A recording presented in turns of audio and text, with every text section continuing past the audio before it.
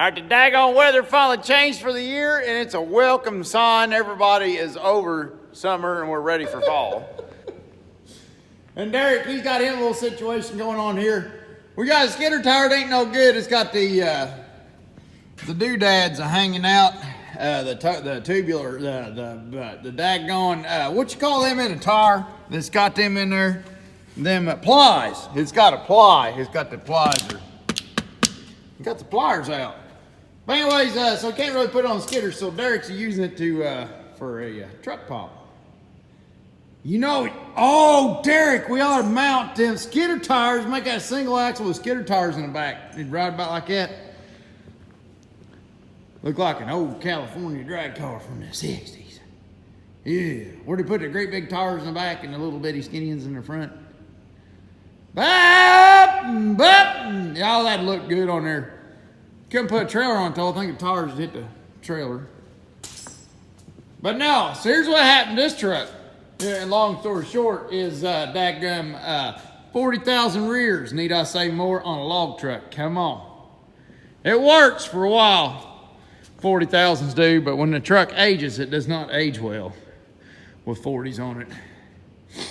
So what happened is the axle housing, they got the welding on it, and finally it broke. And so we're getting 46s out of a dump truck and gonna have some heavy axles gonna put under it. But this is a C12 truck, it's all light specs. It's C12, 8 4 9-speed, 40,000 rears. I mean, it's just, it was a light. What it was is it's ordered for a fuel tanker. You all see them pilot trucks that go from truck stop to truck stop, filling up the fuel at the truck stop. That's basically what this truck was spec'd to do back in the, well, CB 98. Back in 98, the specs on these lumber trucks. So now we wasn't in the woods in 98. We had old Max, old Camelback Max that my uncles did and stuff that brought the trees out of the woods to the mill. And then what we did was the only trucks we had was lumber trucks hauling lumber out. Well, you base the system not thinking ahead, then you end up, next thing you know, you got a truck spec'd out to pull aluminum flatbed to haul lumber. The next thing you know, it's a log truck. So, and there you go, you got your 40s, and you got C12 power, which C12 power is pretty good power on these trucks for a log truck. You know, it's plenty of log truck power. But you got that going back to 40,000 pound rears, and yeah. So basically it's a recipe. Off-road trucks, you know, you need a lot of transmission, and a lot of rear end in an off-road truck. And we just been barely cutting the mustard. Well, we snap axles. Turn that down, they just give you all some stats. Got 40,000 pound rears in this thing, and we had the 370 gears in it, and with 370s it wouldn't snap axles. It is a little hillbilly testing we done. With 370s, you wouldn't ever snap an axle, soft ground stuff. We get that clay, that soft clay. Never had trouble snapping axles or nothing like that. Well, we get the bright idea, well, we need some more power. It's a C12 and run up against C15s and stuff like that on the hill climbs and stuff. And well, we're gonna give some more power, you know, so we're gonna put some 411s in it, snap. So we put 411s in it, snap. Anytime anything goes wrong, snap. So, I mean, that's how barely cutting the mustard we was to start with the 40,000s. And now, and we kept with the 411s because you'd only snap one axle, so we didn't want to spend the money at the time to change all of them, or the time. And, but if you was to run 411, now Blackie's got 430s, and I think Steve's truck's got 430s. And they're running like 460 horse.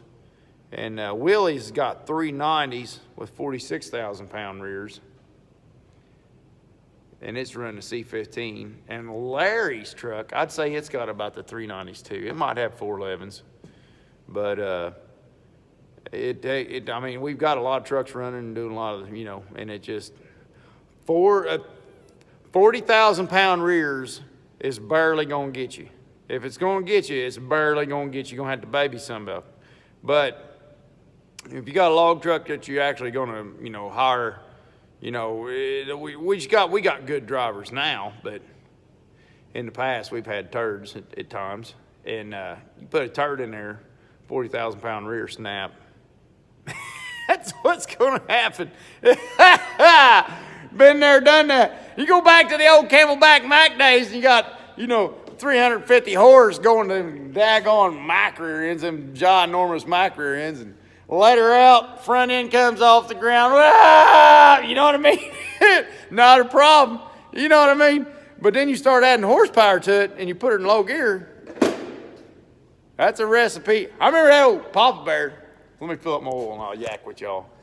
What am I up to? 2 minutes? Let me find my oil here. Papa Bear. I remember we got Papa Bear. I was just a pup. I was just a kid. And the guy that run Papa Bear, that ordered Papa Bear, Alan, which was like my second dad at the time, he pretty much specced out Papa Bear. Well, it was C15, 475 horse, 18 speed, the big eating fuller 18, and I think, of course, it was 390s in Papa Bear. They didn't have the 373s or whatever. But I remember we was on a job one time, and it was, you get this ground every once in a while here where it's dry on top and you got traction, but down underneath the ground it's soft. So you're driving on a sponge, and you got enough traction where it makes you want to go without a skidder, which you shouldn't. So we're end up there, Big Daddy's way back in the woods going, y'all can pull yourselves out, and I'm sitting there going, no, I don't think we better. But, then there's that little voice in your back of your head that goes, hell, he told you to, go for it. I had Papa Bear, 475 horse and then 46,000 rears. I had 475 horse loaded, the way Jared had me loaded, pulling out there. 475 horse, a little granny low.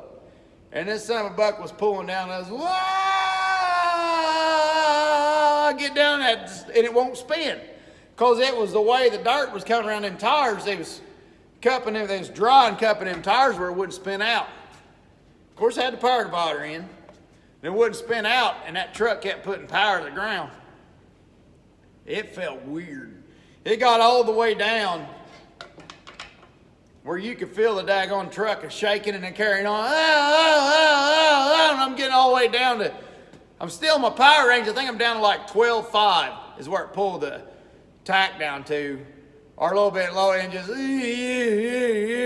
the whole time the frame's just, I'm like, oh my God, something's fixing to pop. I'm in low gear. You know what I mean? And it never done it. I thought, now if that truck can do that, and that's like old Camelback Mac type of stuff right there. If that sucker can hold up to that, that's a lot of, these trucks have never done it. If I had that sunbuck spooled up, even that little C12, if I had that little C12 spooled all the way up, giving her max juice, $2,000, and then you start applying load in that soft ground and pulled that truck all the way down to 1,200 in low gear on that soft ground, I don't know, I'd be scared. In this truck, I guarantee I'd snap one in this truck, but I mean, in some of the other trucks, I don't know. You're talking, that's axle snapping. That's axle snapping juice, sure. Put it this way, I got to where I think I had a plastic pipe I carried in my service truck for a while. It was my retrieval pipe. I could stick in the I could, pull the cap off, reach in there and stab that son of a buck and pull her out with a pipe. Yeah, screw 40s. So we're going 46s, long story short. It's about time I shortened up that long story. That was a bit of a story. But I'm just telling you, that's some of where I got the hillbilly thought process behind our axle sizing. Now, Blackie's got 52s. Oh, Blackie's got 52. Of course, I'm me. Blackie started getting a HP horsepower in there. It's time to start adding on them axles because, you got the operator error department, which is me. Yeah, there's times that I got too much stuff going on. I'm liable to get pissed. And I'm liable to yank that somebody low cog and let her out. Yeah. Meet that pressure plate up and hope she works out. You know what I mean? Because this shit's going to suck. Later, guys. There you go. That press is older than you and me.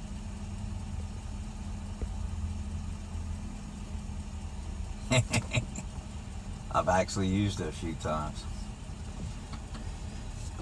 This used to be a tire recapping plant. It is now a Volvo/Mack dealer. Give you a drive around, drive by. They still do stuff out in the lot. Yeah, that's real diverse for New Jersey. Hold on. Look at that. Uh-oh.